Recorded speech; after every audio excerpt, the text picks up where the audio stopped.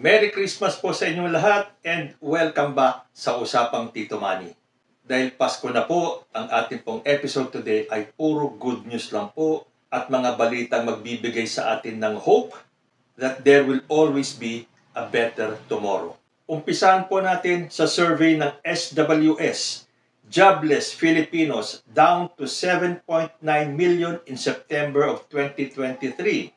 The third quarter survey of the social weather stations conducted in September 2023 revealed that the number of jobless Filipinos decreased from June 2023. According to the SWS, the estimated number of jobless Filipinos in September 2023 was marked at 7.9 million in contrast to 10.3 million jobless people in June of 2023. So magandang balita po yan. Ibig sabihin nito, bumaba ang mga Pilipinong walang trabaho. Bakit kaya? Marahil ay dahil marami ng available na trabaho. Kaya marami ng mga Pilipino ang lumabas, nakahanap ng trabaho nitong September 2023. So ang ibig pong sabihin niya, mababawasan ang ating mga kababayan na living in poverty. Although bago pa man po bumaba yung joblessness, o yung mga Pilipino walang trabaho, Filipinos living in poverty drops in first half of 2023. So first half pa lang po ng 2023 ay bumaba na yung mga kababayan natin na nabubuhay sa karukhaan. Sabi nga po dito sa balita, the number of poor Filipinos decreased to 22.4% in the first 6 months of 2023. Down from the 23.7% recorded in the same period in 2021. Yan po ay ayon sa data ng Philippine Statistics Authority. Lalo na kaya ngayon na mas marami ng Pilipino ang nagkaroon ng trabaho, baka lalo pang bumaba itong mga Filipinos living in poverty bago matapos ang taong 2023. Magpasalamat po tayo sa Panginoon Diyos at sana ituloy-tuloy na mas maraming mga kababayan natin ang magkaroon ng trabaho at mabawasan ang ating mga kapwa na namumuhay sa kahirapan. Isang magandang balita rin po galing sa isang survey that 92% of Filipinos hopeful for 2024.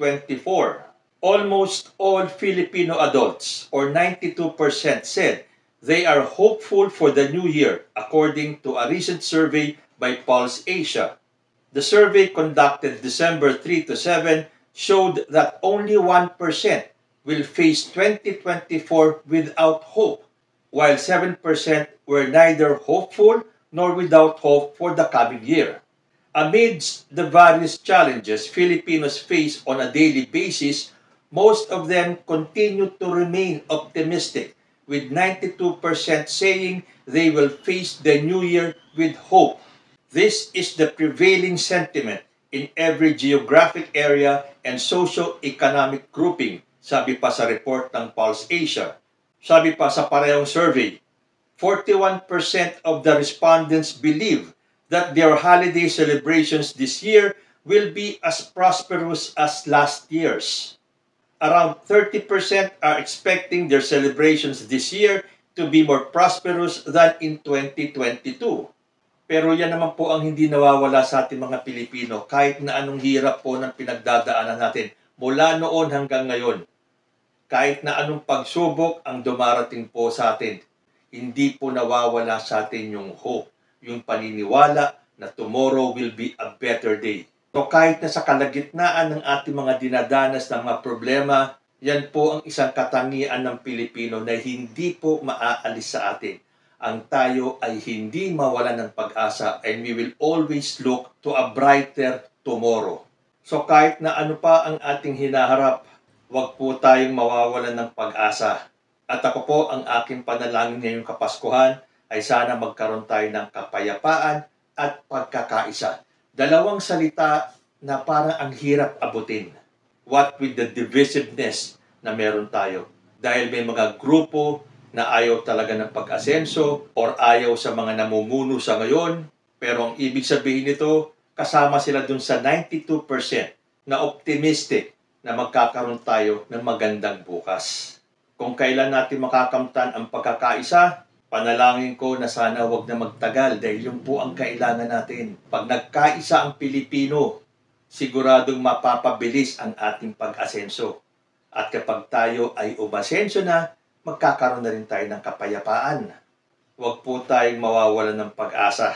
Dahil kahit na po anong unos, kahit na anong trahedya, kahit na anong mga problema ang dumating sa ating bansa, never po tayong pinabayaan. Never pong bumitaw sa atin ang Panginoon Diyos.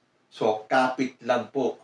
At siguradong makakamtan din natin yung ating minimiti. Lahat naman tayo Kahit na anuman ang ating political affiliation, kahit na ano pa man yung ating mga paniniwala, naniniwala ako na kapag dumating yung oras na tayo ay dapat magkaisa, tayo po ay magbubuklod-buklod pa rin. Kahit na may mga bagay tayong hindi pinagkakaintindihan, hindi pinagkakaunawaan, pero lalabas at lalabas po ang ating pagiging Pilipino, and we will stand up to be as one. And I am one of the 92% na naniniwala na 2024 will be a better year for the Philippines.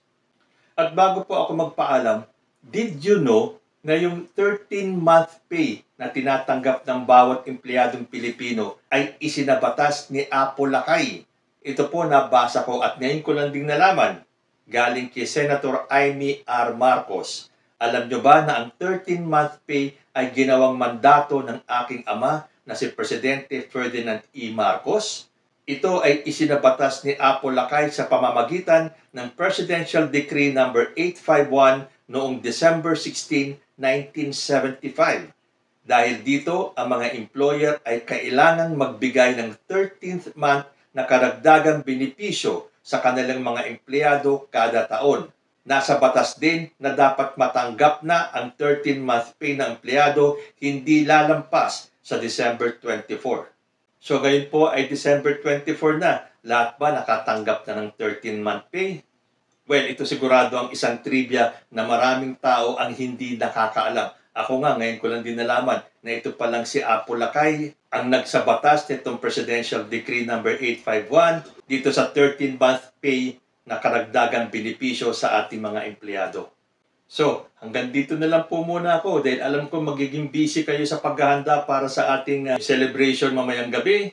At bago po ako magtapos, ako po ay nagpapasalamat sa lahat ng ating subscribers and viewers at sa lahat ng sumusuporta sa aking munting channel. Sana po lahat kayo ay magkaroon ng isang napakasayang Christmas and we are all looking forward to a much prosperous 2024. So ano po masasabi nyo sa mga good news natin for today? Comment lang po down below and I will see you next time.